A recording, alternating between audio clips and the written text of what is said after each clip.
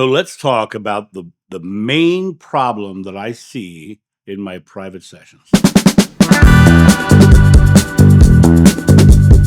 Hey guys, it's John sitting here in my living room enjoying a beautiful mug of coffee. It is wet and rainy outside, and I am inside in my living room enjoying just a lovely, easy morning before my private sessions start in about 40 minutes. I wanted to hop on and talk about this idea of the number one thing people struggle with, and it's a really simple thing, but it's one of those things that's so simple it's hard to comprehend. Which is a quote from my original past life regression. I literally under hypnosis said it's so simple we have a hard time comprehending it. So this is the one that most people struggle with, and it starts with the word how, because people are trying to get to this outcome, trying to get to this enlightenment, this greater awareness. They're trying to get to those places, not realizing it's the how and the trying that are keeping them from getting there, because those are the belief that it's not happening now.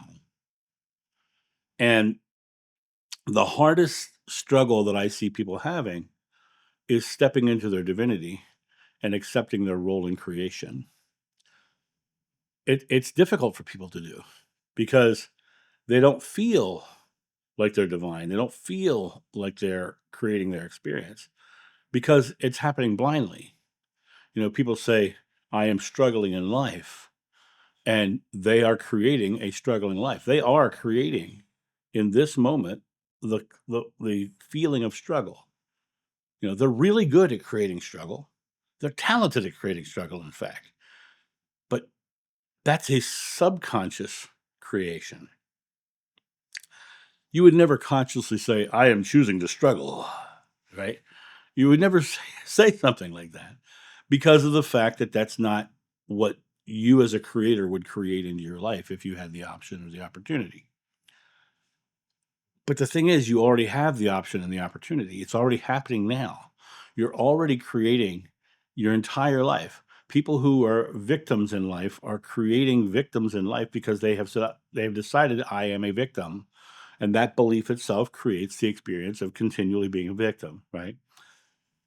The other part of that about this is there's so many methods, modalities, techniques, religions, doctrines, dogmas that people hop on the train of and start doing as a process.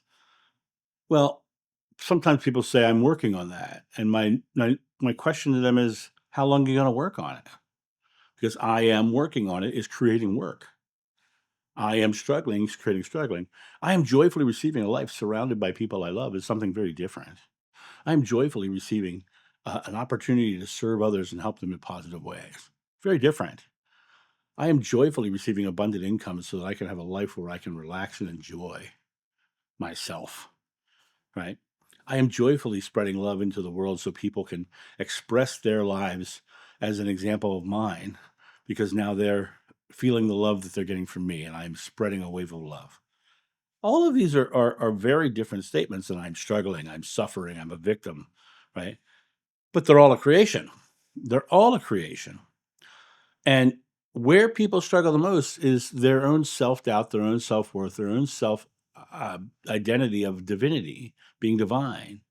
And when people come to that space of realizing that everything is happening in the now, this is the pinpoint of creation. And you are creating either consciously or subconsciously. Either way, doesn't matter. Belief is belief. Subconscious belief is just as creative as conscious belief. But when you can break that cycle of subconscious belief where you're just dictating life from your past experience, I often talk about the quote, life is suffering, the Buddhist quote, that when it's translated correctly from the conceptual language of Pali to English, the literal language, there's a schism there. And this is the schism that people have in life, is they take an understanding in their language or idea, and they take it as fact. Life is suffering is a terrible quote. It's a horrible quote. It's also mistranslated because the original language would have been conceptual, and English language is literal, and the word for suffering in this language has three translations in that language. And when you combine them as a concept, like the first language would do, it literally says life is suffering because of our habitual response to our past experience. It literally is saying there's a habit of creating from our past experience. What does the Bible say? The Bible says, be born again. Be born again. It also says you must become as a child to enter the kingdom of heaven. A child has no past. A child comes in clean and clear with a blank slate. But to do that, you have to step into your divinity and set the past down. You have to say, that part of my life is over. And now I am doing this. Not I will be, not I was, I am. I am joyfully receiving. I'm happily creating. I'm wonderfully exploring. I am creating in the here and now. I said in one of my interviews with Alex Ferrari, you are the inspiration. God is the paintbrush, and the canvas. The paintbrush, and the canvas do not give the idea for the painting. The paintbrush, and canvas are just the delivery method of the result. It's the how. The how is to paint the paintbrush and the canvas. But the final painting is a combination of your inspiration and the how. The paintbrush, and the canvas. So the final beautiful painting is a product of a combination of your oneness with God being expressed. But it always starts with you choosing to create it. Bible says, whatever you ask in God's name is granted if you have faith. Whatever you ask. It literally says you are the one asking. You are the one putting the declaration, the present moment declaration. Now, why do I say it's a present moment declaration? Do you know what amen means? Amen means so be it. It means right here, right now, it's done. This present moment. God's name, according to Moses, was I am, not I was or I will be.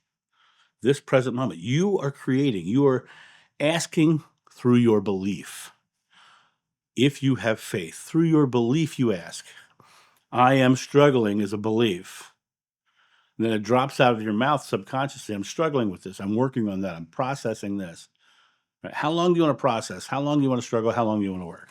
Choice is yours.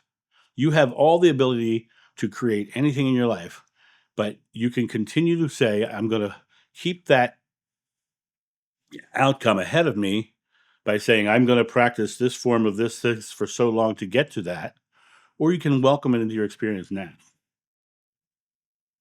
I'm a perfect example of that. My first Kundalini rising was me saying I am. Actually, what I was saying was I am warming my body up, which ended up going into the Kundalini rising, right? I was in the present moment. I was fearless and I was actively creating. And that's why it happened. My life has become an amazing adventure, done incredible things in my life, all because I'm present moment fearless saying I am. And the toughest struggle that people have is this idea that they're not divine or they're missing something and they've got to work towards getting something. And that idea is a fallacy in creation, in my opinion, because you never get to the future. The future is just a place where you set goals, right? As my friend Holly says, you can't go to the store next Thursday right now. You can't do anything in the future and you can't do anything in the past. You only have one conscious moment. It's the present moment. And it's in this present moment that you have to decide that you are divine and you are the creator. You are the one who's experiencing all of this creation through your belief. First lines of the book of John, in the beginning is the Word, and the Word was with God, and the Word was God. Your words, your thoughts, your beliefs go out to the source, and the source shows you those beliefs in the image around you. When your eyes are open and you're looking at the world, this is the image of God. Now, think about that crazy thought for a second. Everything you're seeing, including your eyes, is made of atoms. You hold your hand in front of your hand, that hand is made of atoms, and atoms are just an energy event. So if that's just an energy event, how come I see structure? Because my belief is in structure. My belief is in this is an amazing world that's happening around me, but this world I could be thinking this world sucks. I could be thinking this world's a struggle. This world's hard. I can release those things by putting a period at the end of that last chapter and saying, today is a brand new day with a blank slate and there's nothing behind me. And what's so interesting, people will often say, boy, I wish I had the knowledge I had now when I was 15, or, they say, I wish I could go back in time and live again knowing what I know now, right? Well, you can. Every day you can do that. Every day is the pinpoint of creation. Every day is a moment of you stepping into your divinity and deciding consciously to create. Every day is a moment of you being able to live knowing what you know now. Knowing what you know now. Right here.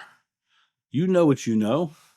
That crap in the past that was hard and struggled, it made you have the knowledge you have now. But to continue to process from that past experience is just creating the same here. And creating the same here, you're literally creating that life over and over again. And you're living in Groundhog Day, like the movie. The same day over and over again. Hopefully you're learning in that day, but it all comes back to this moment. I can choose in this moment to create an amazing life. I can choose in this moment to live the pinpoint of creation. I can choose in this moment to be the outcome coming into my life, you know. And the next aspect of this that's tough for people is the idea that it's going to magically appear. Things don't typically magically appear in our lives. Usually it's coming into our experience. Well, if this is an energy event, like Einstein said, and energy is always in motion, your creations are coming into your experience through motion. And so why not create, I am joyfully receiving. Receiving is emotion. It's coming in. Wonderfully exploring. So this is an emotion, right? You're experiencing these motions. You're creating these beautiful motions that are coming into your experience. When you look at the Bible, there's so many times when you hear him talking about, and Jeshua talking about, things that are then known as miracles, right? But if you back up and look at it from the idea that he was creating motion into his experience and then doing all the things in alignment with that motion, that's how the things were happening. You know, wine's coming into the experience. He starts putting water in jugs and moving jugs over there so they can serve wine. And then there was wine because wine was moving into his experience. It wasn't like, poof, magic trick, pull the rabbit out of the hat. Here's the wine. It wasn't that. It was, I am creating this into my energetic experience that's coming into my life. And I'm doing all the things in alignment with it because I truly believe it's happening. I put my complete faith in it. Whatever you ask in God's name is granted if you have faith.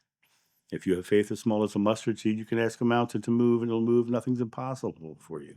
When you pray, believe you shall receive and you shall. These are all your statements, God's statements, Jeshua's statements about you stepping into your divinity, believing things into creation. Says it over and over again. And Buddha says, what you think you become, you create your world. And Krishna said, thought by thought, you forge your destiny.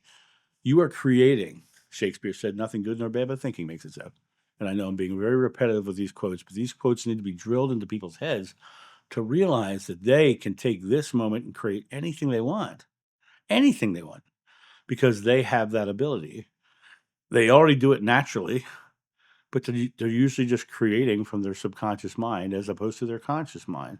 And when they shift into the conscious creation, what happens is you find this beautiful expression of a loving world that they can create because they say, well, I'm done with that crap. I'm doing this now, right? Anyway, that's my thought on this. You guys have a great day, and I'll talk to you soon. See you. Bye.